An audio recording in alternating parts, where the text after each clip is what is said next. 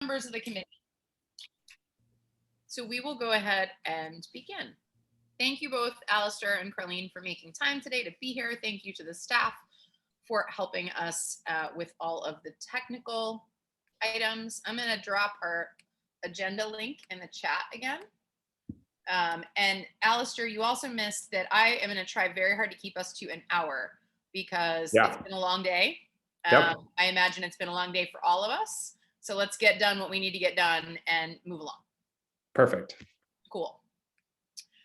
Okay. Also, Dr. Reed and I started our morning at 8:15 on a committee call. So we would like to be efficient.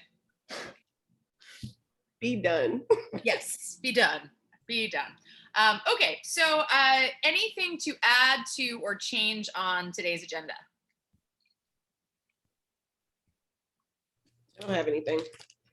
Great. Seeing none, we shall dive in. So the first thing I thought we'd do is just spend a few minutes for any debrief or next steps on the homeschooling panel. So Dr. Reed, is there anything you think would be helpful for us to either talk about today or add to our to-do list with respect to homeschooling? I would like some advocacy around either resource, and it could be like either next budget season or something around resources for our homeschooling families. I know they don't want any updates to standards, how our special education, or not special education, wrong work, how our homeschooling families can be a part of the process of evaluating other homeschool families and supporting in that way. And then I think the special education piece about how can we get those sort of resources back. So. Awesome. I think that's important. I also think that I'd love us to check in once we have numbers for this year on registration of what the homeschooling numbers look like for this year, because I suspect that given the kind of concerns we're hearing from families, given what it sounds like is a pretty firm commitment from the chancellor to not extend a virtual option. I hear there was some event at Woodson that he may have said that to the press, that it would be important for us to keep track of how many families decide to homeschool this year. Anything else in terms of debriefing, next steps, follow-up? I'll make sure that's in our notes with the staff and we can talk about the right timing for this. Ruth says she's here, but I'm guessing she has not been promoted to panelist yet. Or am I just not seeing her camera? No, I think she's maybe, there we go. Fantastic. Okay. Hi, Ruth. Hello. One, I'm sorry I'm late, and two, I have to leave sort of early. So I'm just saying that, but hello, everybody. We are going to try and keep ourselves to an hour anyway, Ruth. So hopefully we can honor everyone's time. So we were just discussing homeschooling. Carlene mentioned she'd like to make sure that we include, as we approach next budget season, some advocacy around resources for homeschooling families, including thinking about the ways in which they may be involved in the review process, the portfolio review. So talking with Aussie about that, as well as information and additional resources with respect to special ed. I also noted that I'd like to make sure the board tracks any changes in homeschool enrollment this year, and that we get those numbers once they're available. Anything else on your mind about our homeschooling panel or things you hope the board might engage with? No, the only thing is just as we go through it is, I mean, I've always sort of, to some extent, thought of homeschooling as it feels antithetical to the public schooling. I'm totally convinced by everybody I heard and everything that Carlene has said that, we need it, it's there for a good reason, and we need to do what we need to do to make it a good option for people.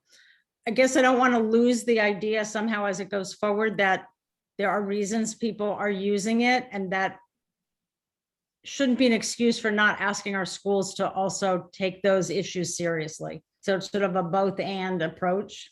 So that's all. But I'm glad it was brought to our attention, Carlene. I really had no idea how much it had expanded and how much people depended on it. Yeah, that's a really good point. Thank you for raising that, Ruth. Okay, so we'll make sure that we think about where this properly falls into our calendar for the coming months ahead. Let's talk next about our ethnic studies event. Eunice very kindly ran a doodle poll, reached out to our CISAC, and made sure we had a date. So we have September 7th as the ideal date. That is coming up pretty quickly. Alistair, I wanted to understand the availability of panelists, whether you were able to talk with folks, and how we can reach out to the CISAC. If this is something we need to postpone, I totally understand, because life is what it is right now. And then what we would need to do to promote it more broadly if we are going to hold the event, in case we want to have a I wider think I can reach out to the folks that I had been talking to see if they're available that day. And there's Okay. a long list of people, right? So we can see. Did we set a time, Jessica? I'm missing that. I think so. And Eunice, I know you're on the call. If you remember, I think we were looking at like the 6 to 7 time frame, or 6:30 to It was 5:30 to 7. 5:30 to 7. Eastern. Yep. Yes. Thank you. I'll reach out to folks tonight, and I should be able to give some kind of response on feasibility by end of week. That'd be great. Okay. And I think it's okay if we just keep it and extend it to the writing committee too. Like, if we get a great set of panelists and they're very excited, I think I'd be open to you. Like, do we advertise it more broadly? Do we keep it more intimate? I'm open to either or if this works out. And we know that this is the poll that went out to the writing committee, and so we know that there's folks with availability on that day. Great. Okay. And Jessica, would you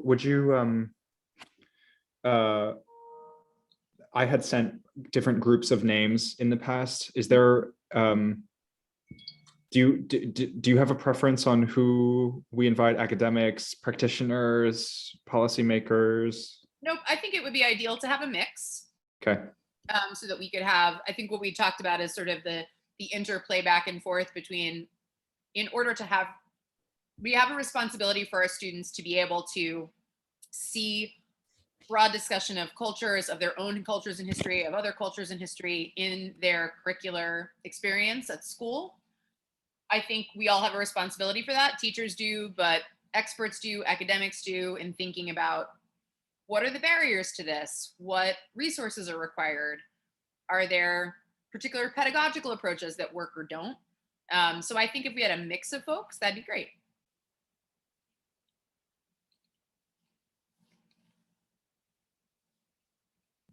Ruth? Yeah, I don't know if this is the right place to address it, or this is just coming way too early and it doesn't need to be on the agenda at this point. But I do think there is this question that we talked about, which is the extent, whatever it is what it is we want to teach about.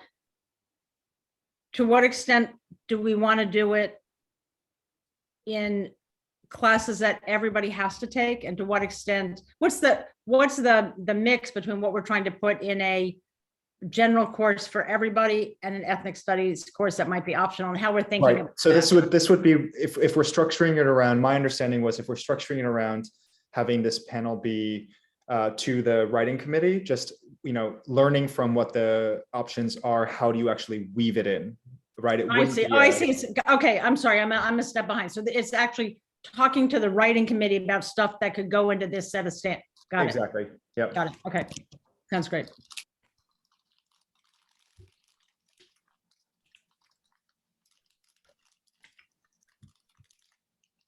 And I keep going on mute because I'm gurgling. No, that's quite fine.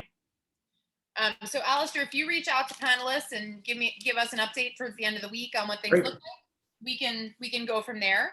And I think we'll probably just have to do any remaining sort of planning over email or individual phone calls, because we won't meet again as a committee before that September 7th date. So I'll hold that time on my calendar, and we'll check in and see how we do. Cool. All right, let's talk about the social studies standards then. I have lots of updates. I'm very excited to share those updates. So I have had 2 meetings with OSSE about the standards timeline. So the writing committee completed their work over the summer. They did a fantastic job. I am impressed with the speed at which they were able to work and provide some really thoughtful drafts of updated standards. There were a few sections of the standards that staff at OSSI had questions about, whether they adequately reflected the guiding principles, whether they adequately met grade level expectations. And so they went back to the writing committee and asked them to take another look. They had some conversations around areas of concern with the writing committee. That is all to say that the initial plan had been to provide a draft set of standards to the CISAC and to state board members on August 16th. It's August 25th. We haven't seen a draft. That's not accidental. That was intentional as these changes were, need for additional changes were addressed. The latest date that I have is that on Monday, it is expected that OSSI and their consultant will provide the CISAC and the 9 members of the board, plus I would think our student representatives, I'll just double check that that's okay, but that would be my hope, with access to draft versions of the standards that are considered deliberative process drafts. What does this mean? Well, it means that they are not for sharing outside of the CISAC and the board. They're for us to provide feedback on. We've got a survey form that we can use to collect that feedback and provide it back to the writing committee, to OSSI, and to their consultants. But this is not, strictly speaking, a public draft of the standards. And the reason for that is, before we provide a draft to the public for their public comment, we want to make sure that everyone involved in the work of crafting the standards is on the same page. So I imagine that members of the board will have substantive feedback on these standards. And this will be our time to really give that nitty-gritty substantive feedback on this current draft. After this draft, the writing committee will go back and incorporate feedback that they get from the CISAC and the state board. That next draft will be a public draft for public comment. Board members will again have a chance to provide substantive feedback on that public comment draft, as well as to share that draft more broadly with our constituents, with others in the field. So our ask at this time is that this draft that we're hoping to get on Monday is a deliberative process draft for review by the board and the CISAC, but not for broader sharing. Any questions about that? Okay. I really think, Ruth, you have really talked a lot about this, so I wanted to make sure that this made sense to you. I think the hope is that it gives all the people who've been closest to the work as many chances to weigh in and make sure that what we share with the public is our best work for their feedback. No, it sounds like a great process. So okay, good. I'm glad to hear that. And then we expect that the more public-facing draft will be available in November, December for public feedback, that there'll be a full 30-day comment period on that, and that we can use one of our public meeting panels at that time or public comment invitations at that time to have any members of the public who want to give more details come do that at our meeting. We'll also have engagement with OSSI on that public comment, and all of that is still taking shape. But that's where we are in the timeline. The other thing to know is that the draft article that Alex Jew and I were writing for the NASB standard on the process of writing the standards has gone to print. So when we all get our copy of the NASB standard in the mail, or when it comes up online, you will see an article highlighting our board's work on these standards. That's great. Yes, we're all super proud of it. It's in That's really great. It's in a special edition focused on anti-racism in education and how sort of state boards are managing that. So I know a few other folks who are getting published in the edition, and it's going to be like a hot edition. So I'm very excited that we're in there. I think that's really everything. That the other pieces on the timeline that I put in the notes are like how we forecasted the rest of the timeline, which is once the public comment period closes, OSSI needs to incorporate that feedback into a final draft of the standards. John Paul knows this process better than I do. So John Paul, correct me if I speak out of turn here, but if OSSI gets marginal comments about the standards, they can move ahead with them. But if they have to make major changes to the standards based on public comment, they may need to go through another round of public comment. Is that right, John Paul? Yes, that's correct. Anything deemed substantive, so things that are like not moving periods or misspelling of words and that kind of thing are technically substantive. If they change the thought of what was written, then it has to go back out to public comment. So given that, the initial public comment period being November, December, we expect that OSSI will come and provide a final draft presentation to our committee at the end of February or in March. And then we will provide a presentation to our colleagues at a working session and aim to vote on the standards adoption, ideally no later than April of 2022, so that OSSI and our LEAs can work on the rollout of the standards. So that's based on not having to go back out after public comment, but that's based on having to go back out for a second public It's a comment. good question. Right now, I think it's based on not having to go out for another round of public comment, but it has built in a lot of wiggle room, if you will. I think we realize that OSSI is a big agency with a lot of things to do, and I don't know how quickly they could incorporate public comment, put it out again for another 30-day period, incorporate anything from there, etc. So I think you probably could fit in another round of public comment and get it done in April. But John Paul, I'll let you weigh in with your expertise on this. I would also, the one other thing that I would note that it's not just OSSI that has to approve regulations like this. They have to go through multiple levels of change. So if anything does change, it has to restart that process as well. So the Office of the Attorney General has to review the regulations and sign off at them for legal sufficiency, as well as the Office of the City Administrator. And so there are multiple levels of approvals before anything can go to the public. So if there is a change, then it can be more than just OSSI taking a look. The experts in the writing standards are one level in OSSI. Then there's the general counsel within OSSI. Then there's the senior leadership at OSSI. So there's multiple levels within. So it can be a much slower process than I think we would expect. So I'm just thinking out loud here, and I'm just thinking about, I don't think in any way our standards process around social studies would be the way it's been in some states. I just don't think that's likely. But I also think people have lots to say about social studies. Mm-hmm.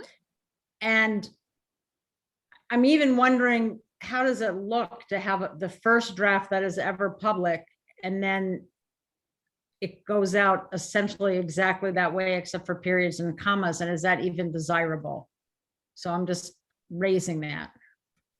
So I think what I'm understanding, Ruth, is that you're saying perhaps we should expect that there'll be multiple rounds of public comment. Or a second round, that stuff would come up in that first round that might make it appropriate for something to shift. Yep. And that should be built in. I think that's reasonable. I will take that back to my next conversation with OSSI's team. Also, the consultant they've been working with from AIR has worked on multiple state standards revisions before. So I'll also just sort of gut check that with her and figure out how that might adjust this timeline. Okay. Yeah, I think it's a very reasonable point to raise. It may even provoke people, if they see that there's an assumption that it won't change, Sure. And I mean, on this front, just so we're clear, like this is sort of the working idea. And I would not want anyone to chisel this into stone in a way that makes it hard to revise. Okay, any other questions on the social studies standards?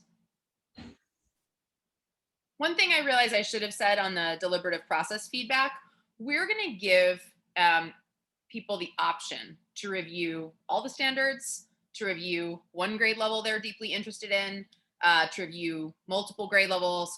But think about, as you from your perspective as a board member, how you might like to spend that time reviewing so that you can plan accordingly. it is totally fine to say, I really care about the elementary school standards and I'm going to spend my time and effort and energy on commenting there. It's also fine to want to review them start to finish in this first round, but give that some thought based on the time you have, the fact that we expect we'll have roughly 2 weeks for that length of feedback, that time for feedback, and that those 2 weeks fall at the start of the school year. So just being mindful of the opportunity is there to provide feedback on everything, but the timing, we're going to try to keep it to 2 weeks so that we can have a turnaround on the feedback and get ready for the public comment. All right, I will then turn our attention to Alistair, who's going to talk with us about the DC Literacy Plan and the very cool op-ed he co-wrote about the need for there to be some action planning around the comprehensive literacy plan. Thank you, Jessica. And also great to hear updates on the social studies standards. I feel like it's gotten my brain thinking about sort of what the board can do to help kind of push really tangible products forward in the literacy realm. And so during the summer recess, I spent some time combing through our literacy plan, thanks to all of you actually for the feedback, and had one-on-one conversations with a couple dozen education instructors here in DC and got their feedback as well, and read through all the other states' plans just to see where ours stacks up. And found a few gaps, right, in what we are offering. But first, I mean, I think there's a few things that we did way better than everyone else, and I think it's really important to highlight that and commend OSSI for doing that.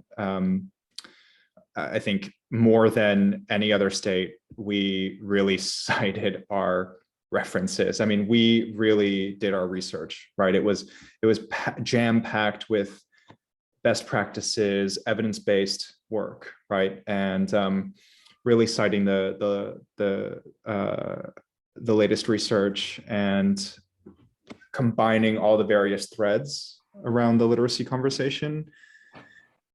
I think that the feedback that I got from a lot of reading instructors was that they didn't find pieces of it that were very actionable for them, or could very clearly see what the plan did to support their work to follow through with it, right? So,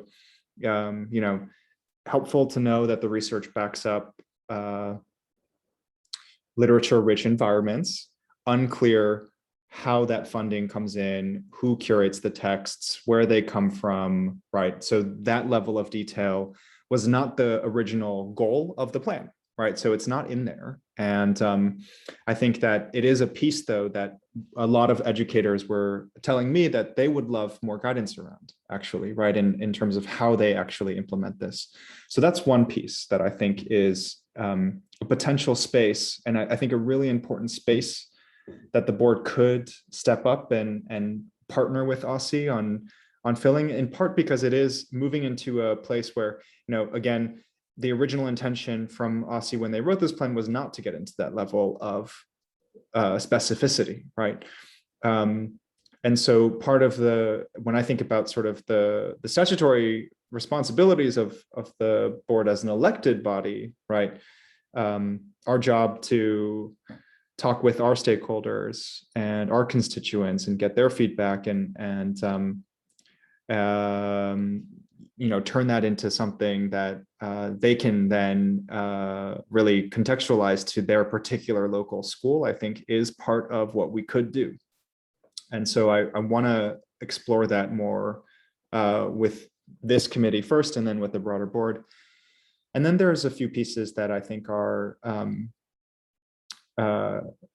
less of a, steer the ship kind of conversation that and much more specific, right? So a lack of mention around adult literacy in the plan, for example, stands out to me, where a lot of the other state plans actually do mention adult literacy, and a lack of really deeper conversation around what non-formal and informal actors, their role in the space, whether that be libraries or CBOs, right? And what they do to advance literacy is also something that we don't speak on as much as many other states do. And so those are two very kind of bounded themes, right? That are, I think, easier to chew if we wanted to take on as tasks as well. But I do think that there is a really important space for us to be able to fill in helping out to make this plan more actionable and to make sure that, we can actually move the needle as a coalition of educators across the city and in a collaborative way across the city. And I think that's what a plan has the potential to do, right? To make sure that we are supporting one another to actually help our students move the needle and learn how to read in the next 5 years. And so that's I've been talking for a bit at you. Happy to go deeper into any of those pieces, answer any questions about our plan, about where we stack up with other plans. And then I would love to talk through sort of what options we have as a committee to get the ball rolling on something like this as a committee and then as a board.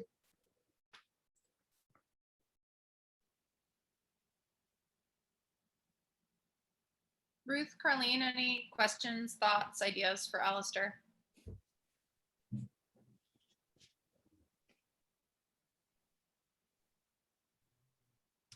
Hey, so I began reading your op-ed last night at some point. I didn't read did you provide like another form or another document outside of that? Okay, because cool. I was like, Not let me yet. start with, okay. Yep. I literally went through the email, I started with the link form, which was your opt-ed. And yeah, I think it makes sense to make things actionable. I think it makes things easier if like people can pick up the plan and know exactly where they fall into it versus, all the research is like good to know, but like, what do we do with it? I like just the different, like you pulled out different states. So in general, I think it's worth, figuring out where we fit into the work because of just our literacy rates throughout the city, thinking particularly about the literacy rates in my ward. So happy to figure out how to like fall into this work. Great, thanks, Carlene. Yeah. Ruth? You're on mute, Ruth. So if I understand what you're saying, Alistair, that part of it is that part of what this document doesn't have is the stuff on adult literacy and informal ed, and that's where we would focus. As one option, right? I think for me that the top piece is actually in how we specify how we support the formal educators, i.e. the reading instructors. Those are the ones I talk to the most about the plan.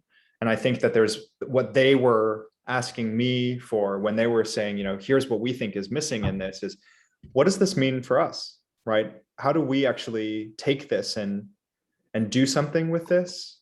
And I do think that question coming from our constituents is something that's worth answering together with OSSI, right? And making sure that the $16 million is going to be spent in a way where our reading instructors can actually feel the change, right? In how they can move the needle forward for their students. I think that's going to be a bigger task than I think option B and C, right? Which is, highlight a piece of the plan that, other states talk about that is not discussed at all in this plan, or not in the same depth, right? And say, what about adult literacy? And what about the CBOs and libraries and where do they fit in this, right? But those feel easier in a way. I mean, just fewer stakeholders to try to get on the same page, right? I think, but I do think that the more pressing, I think, and strategic question is actually around responding to the questions and feedback that reading instructors had to this plan. So I guess my comment is I agree with both of those things. So therefore, I'm not sure when we get to the next thing, therefore what we do, but I agree with you that on the one hand, showing these gaps, they're really important. And you know a lot about, in particular, the whole informal sector thing. So I think we really have something to offer. And I think we should. I don't know how to do it in a way that kind of puts some spotlight there, that it's not like, I mean, I think people on the council would be interested in it. So I think there's something to being able to raise that up. I don't know what or how, but I do think there's a place there. And I'll, you're I- uniquely well, able to Yeah. talk about it, I think. I mean, I will, I feel very passionately about this stuff, right? So, and I think, you know, when you say that, I'm thinking of plans like, and this is not the US now, but a state like Malta, right?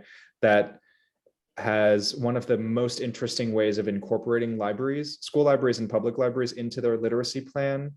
And through that, we're able to really move the needle in literacy outcomes over the course of 5 years, right? And it acknowledged how literacy learning is not only happening during school hours, but also the rest of the year, right? The rest of the day, the rest of the week, the rest of the year. And really authorized a lot of other people to be a part of literacy instruction around the whole country, right? To help and get behind this and use public resources that are available to help. And so I think there are so many models for, you know, where the gaps that we don't necessarily stress, can actually help move the needle in we've seen it happen in other contexts, right? I see a lot of different gaps. And so I think part of my question to you is, where do we focus? So let me just to finish. So I think especially on the informal ed, there's something big there. And insofar as part of it is about highlighting and getting people to think about it, that could be a role for us. And to just get these ideas out there, and that might be something we're uniquely capable of doing. I think that is great. I'm very much for it. I also think, and you were sort of alluding to this, is at the same time, there's this hard part about how to really weigh in and help the schools come up with plans that work. And I'll just say, for the people I've talked to, you know, people involved in, you know, elementary ed, reading specialists, so on, and then, you know, all the dyslexia parents that I've been involved with, and the teachers who are supportive of that, it's, you know, to your point, it's sort of, I mean, I guess you use the word timeline, and I think that's right, but it's something concrete, like somehow every early grade school needs to have somebody there who knows the whole thing soup to nuts, you know, can coach the teachers, you know, on all the different tiers of instruction, who can help identify students who need more, who can provide the intensive tutoring to the kids who need it the most. And there's nobody has any sense of how that's being put together. And I just think that's huge, because you can't do the rest if you don't have that, I don't think, or at least if there's an alternative plan, show it. But otherwise you're going to be training people, you're going to be hiring tutors, you can do all this, and you're just not going to be able to actually make it sustain or connect without that, and be a resource for the principals, because that's what I hear about a lot. Is, and I'm speaking more about DCPS, that a lot of stuff is happening, but in terms of PD, but at the school level, if the principal's not involved or hasn't delegated this to somebody else, it's sort of.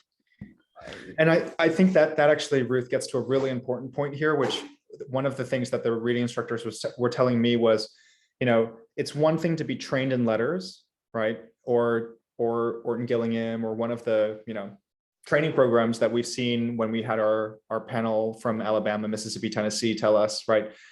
If that's not connected to curriculum that aligns with the learnings from that, it doesn't lead to the same outcomes, right? And that node of connection is part of what I think a strategic plan can actually do, right? Is to connect those pieces. In the same way, if, you know, Mark, who came to speak with us from Reach Incorporated, when we spoke about this, and I asked, you know, what happens with your third graders when they finish your program, you know, who are the folks that they can get passed to keep working on these pieces once they're in fourth grade, there's not a clear connector for all of that, right? And I do think that there is a really high, there's an amazing potential in having a plan being made, right? That can connect those dots as two examples, but there's so many other dots that ought to be connected, right? And so I think for me, part of the ask is also it's a big amount of work, and I think I would love to think about what the pathway is to treat it more like the social studies work that was done, right? Where we can actually get staff time and work with OSCE to actually build something out that goes more in depth. Because I think pointing out there's a lot of gaps to point out. Some of them are potentially very deliberate, right? And a deliberate decision on where with limited resources, where we do spend our time. We can't all be Malta, and we can't all be Mississippi and Louisiana at the same time given the kind that, we're coming from a different context also, right? So being very thoughtful about customizing for DC is also a piece of the work. And I think working with OSCE on actually going deeper into that and answering, again, I think the framing for us is answering the questions that educators who are our constituents working in the schools that are, within our representation are asking for is very much, I think, something that would love to be able to get our board, our staff to be working on. So one thing I wonder about, Alistair, with all of that is that, knowing the place we sit and the things over which we have authority and which we don't, and also recognizing things that we have done well as a board. I think one thing we do a lot of thinking about is metrics, right? We're doing that for the STAR framework. We've done that with teacher retention. We've done that with the notion of teacher recruitment. So maybe one thing we can concretely do to take the comprehensive literacy plan into a more actionable form is to say, based on conversations with informal literacy providers, confirmations with the DC library system, conversations with literacy educators, teachers, what are some metrics that line up with the kinds of things talked about in the plan that we wish we could measure? And we could propose them as worth measuring over a time frame, 3 years, 5 years, something sort of manageable. And we could recommend those to OSCE, as well as the sources of that data. Like DC Public Library says it has access on X. We would like to measure this concept, and we know DC Library has the following in order to fill that metric. Or we'd love to understand better the universe of informal literacy providers. Here's what we've been able to find out so far. Here's what we want to be able to measure. Here's where this data might exist or how we might capture that data. So I wonder if we could basically craft putting my strategic planner hat on, if we could say, here's your plan. What you lack right now is a goals and metrics tracker. We'd like to help create a goals and metrics tracker for some elements outlined in the plan. Work with us on that. I wonder if that's something we could contribute to bring a little bit of there to what the plan outlines. I'm also wondering, and excuse me, because I'm still going back and forth between two things, but I'm also wondering, Alistair, going back to your op-ed, are the goals reasonable? Like, it was like a huge gap. Like, it was like, we're going to go from, or not gap, but like, it was like, we're going to go from here to like there in like 3 years. And it's like, you're always going to feel defeated if that's your matrix. Right. So I wonder if we can, crunch some things down, and then maybe it is just getting more information about like just specific parts of literacy or components. And even if it were percentages, Carly, and I was thinking about that a lot, right? Increase X by 10% from your last year, right? Rather than, the goal and this is something that I don't think I was never able to find information about. It doesn't mean what didn't happen, right? But the 2013 literacy plan had a goal of 75% reading proficiency by 2018, which we were not even close, right? And I think there was no post-mortem on that of like, why didn't we get to 75, right? And then And what was the so, strategy like behind? I mean, you probably got more into the weeds of that, but yes, that was the exact sentence that I was talking about.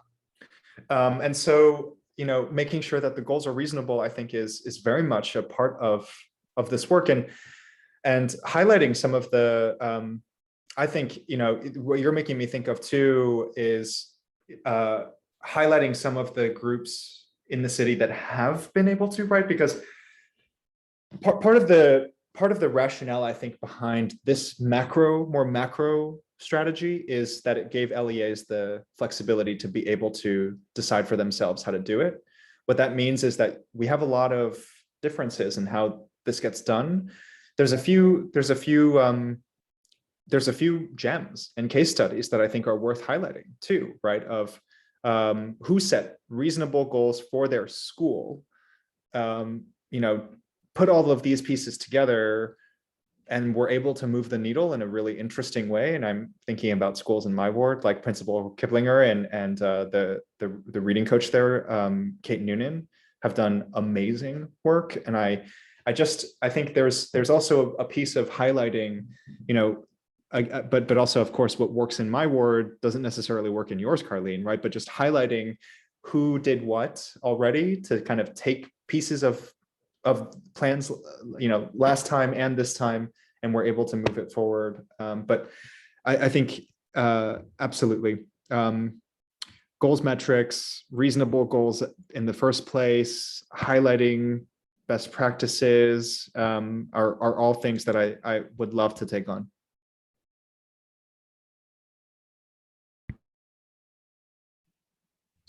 Ruth, did you have something else to say? Yes. Two specific questions. One, Jessica, when you talk about goals and metrics, does that include things like a goal of every elementary school has someone there who is an expert, you know, by some definition? Is that the kind of thing that would go in there?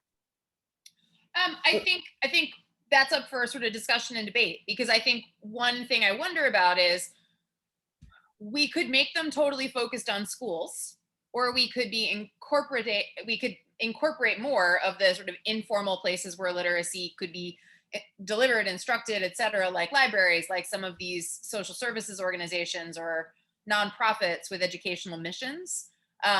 So I don't think it would preclude that, Ruth, but I think that's, you know, up for discussion is my sense. Okay, no, that's fair. I want to make sure it wasn't just a like, by this year we'll have 75% and 25%, that it was about, okay, fine and fair enough that we can have that discussion. The other thing that's relevant to this is, I guess later this month, we are going to be voting on these, the new teacher prep rules, or the new teacher, whatever they are. I think it's teacher prep. And I wonder if there's anything we want to say or include in that. I mean, as I recall, that was a place where OSSE was going to develop its own standards or something, that they weren't going to refer to somebody else. John Paul, I see you on. Is that, you have a response on that? Yeah, so I just wanted to clarify. So we don't approve the regulations for ed prep programs. The state board has authority over the standards. And so I don't know that there will be necessarily a vote on regulations. So I just want to make sure that that's clear. OSSE is coming to the September working session to describe the timeline and process that they're going through with the ANPR and the NPR for the notice of proposed rulemaking and announcement of a notice of proposed rulemaking. And they'll be explaining as well that what they intend to do to respond to the board's request to include science of reading. So that's a really great win for us on that front. So they're going to okay. So we don't take a vote on any of this stuff. It's just, it all goes to We don't take a vote on the regulations. That's true. Yes. No, but do we take a vote on the standards? I don't believe that we need to do so. I believe that those are, because it's not a policy document per se, I don't think we need to. We might do it anyway, which I think is probably fine, but I haven't talked with leadership about that. Okay, and what you're saying is that the response to us in terms of the science of reading is that they are having somebody they're developing that. Is that, okay. Okay. So Alistair, I know you mentioned you would like to make sure you also get the chance to talk with other members. So I will put this on our agenda again for our September committee meeting. And if there are ways we can be helpful to you between now and then in thinking about maybe a plan for which the board could undertake this work, like if the committee could focus on this, you know, in the early fall, or however you want to approach this, like I'm open to that. I would love actually, while we're all together, if you're willing to share, how did the social studies work? Did it start in the committee and then move to the whole board, or how did that? Yeah, it's a great question. So we did start with I proposed it to leadership, and leadership agreed that this was work we could undertake. And so we created an ad hoc at the time sort of social studies working group, and people who wanted to be part of the working group were. Okay. And then we moved into a formal committee on the standards. And I had made up sort of an action plan that went through the working group that, you know, the working group weighed in on and agreed to outline what steps we would undertake to move through work on the social studies standards. And as part of that, I talked with Aussie about how I envisioned a standards process and sort of laid out that back and forth in our work plan. So actually in our education standards work plan, the second tab is the social studies work plan, which began in the working group and then evolved when it became the committee. So you kind of get the history of it all there, and added tasks and times and who was involved and how we would have this play out over time. So that might be a logical way to do it. Like talk to some members, figure out if there are others who want to be part of that. I think for this purpose, I would like to volunteer that the Education Standards Committee stay the place for this work. But if there are folks on the full board who aren't members of this committee, who care a lot about the literacy work, to invite them to join our meetings to be part of this work. I mean, that would make sense to me if Ruth and Carlene are open to it.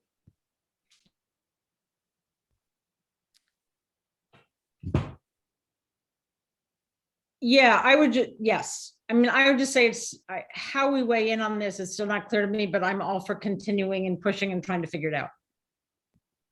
Great. Yeah. And that might be something you line up for us too, is like, what are the options? Like, yep. Are there things you can discuss with OSSI or with DC Library and bring us back some potential ways to approach it?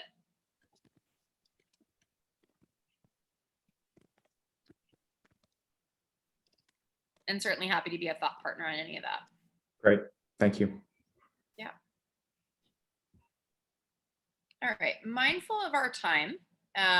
The only thing I think we really need to discuss in the new business is this question around 9/11 20th anniversary commemoration. In your inbox, if you have not seen your email in the past few hours, we do have a sample ceremonial resolution that is focused on the September 11th attacks. I know Sally Schwartz had asked more specifically around questions around an intention to honor this in curriculum. And John Paul and I had a discussion that in the current social studies standards, September 11th is part of the high school standards. And the current standards, it's 10th and 11th grade. In the DC public schools curriculum, it's part of the 11th grade curriculum. So I don't know if there's any interest in taking this farther, or if we feel like the ceremonial resolution honors that. We are not meeting as a board to vote until after the 20th anniversary, until the 15th, which is our next meeting.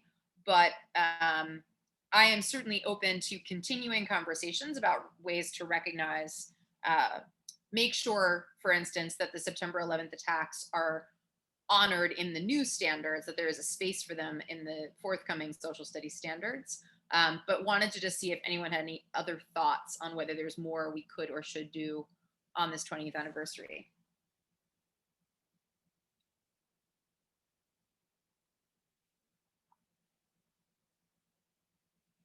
I mean, Alistair, the one thing that comes to mind is I'd be curious, parallels between the hate we've seen directed towards Asian American, Pacific Islander peoples living in America, and the same sort of hate we saw after that, whether there's a space for it in the ethnic studies panel.